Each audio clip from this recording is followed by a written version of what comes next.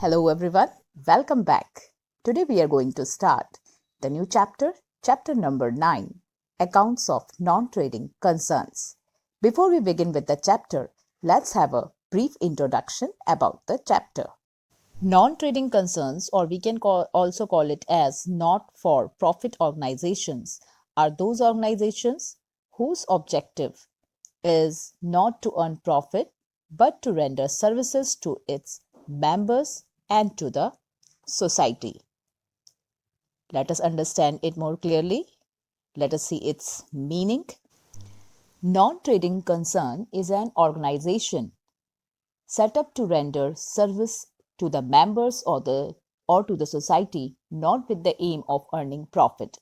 Although its aim is not to earn profit, however, it does not mean it is prohibited from making profit. The main characteristic which differentiates non-trading concern from others is that it cannot distribute profit to its members. It is a separate legal entity not owned by any individual or an enterprise. Examples of such organizations are schools, hospitals, literary societies, societies for promotion of sports, arts, and culture, clubs, etc. Now let us see characteristics of non-profit making organization or non-trading concerns.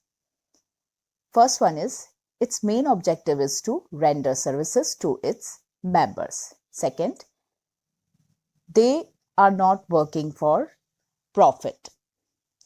Third, they do not normally engage in trading activity. Fourth, credit transactions are not usually made. Fifth, daily transactions are recorded in cash book. Sixth, they prepare a summary of cash book at the end is called receipt and payment account. Next, no trial balance is prepared. Next point, they do not prepare trading and profit and loss account but prepares income and expenditure accounts. Now the last point, the capital of non-trading concerns is known as a capital fund or permanent fund. Now let us see accounts of non-trading concerns.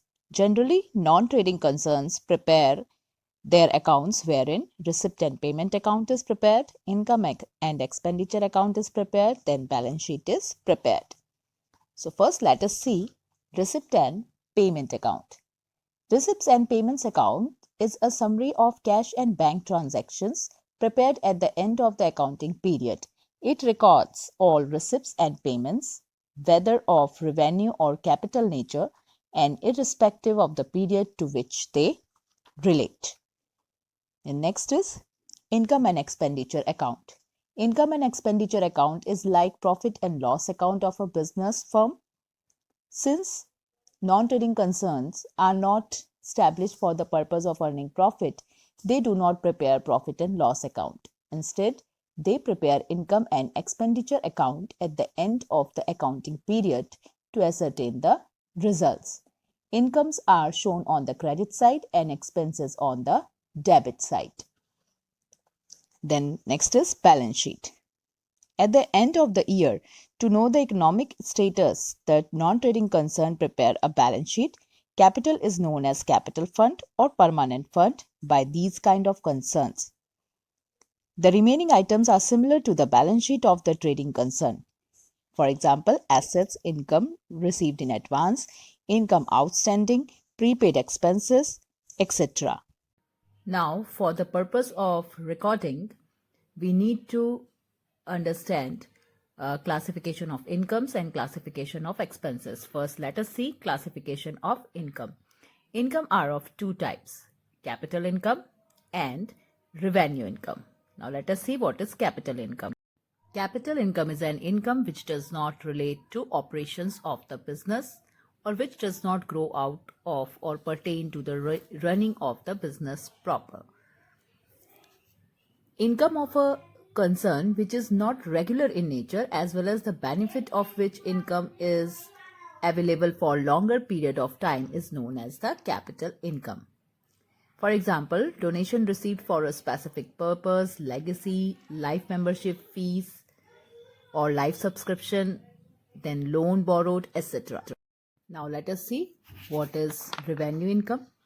Income of the concern, which is regular in nature and arising from the activities of concern, is known as revenue income. For example, annual subscription of members, fees, interest on investment, sale of old newspapers, income of entertainment program, rent, income of sports ground, locker rent, etc. Now let us see classification of expenditure. The first one is capital expenditure, revenue expenditure, then deferred revenue expenditure. Let us understand the meaning of capital expenditure.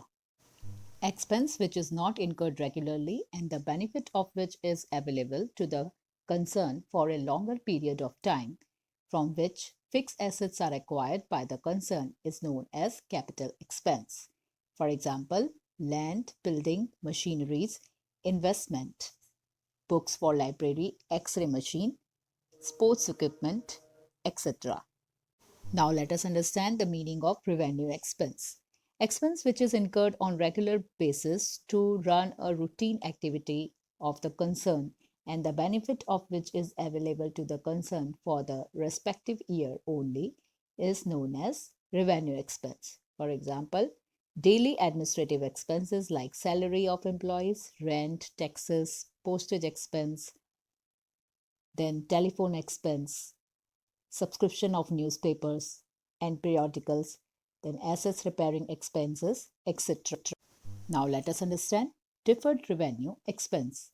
The benefit of revenue expense is for that respective year in which it is paid, but there are certain expenses for which the benefit is available in certain subsequent years along with the year in which they are paid.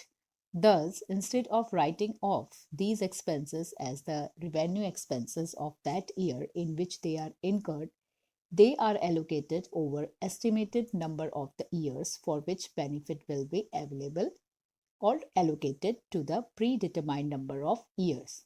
This means they are written off proportionately. This expense is known as spread expense or deferred revenue expense. The amount written off is disclosed at the debit side of income expenditure account, and the portion of this expense which is not written off is disclosed on the asset side at the end of the balance sheet. For example, building color work, ground leveling expense, etc. So dear students, go through the video and keep on learning. That's all for today. In the next session, we will be studying special issues associated with accounts of non-trading concerns. Thank you very much.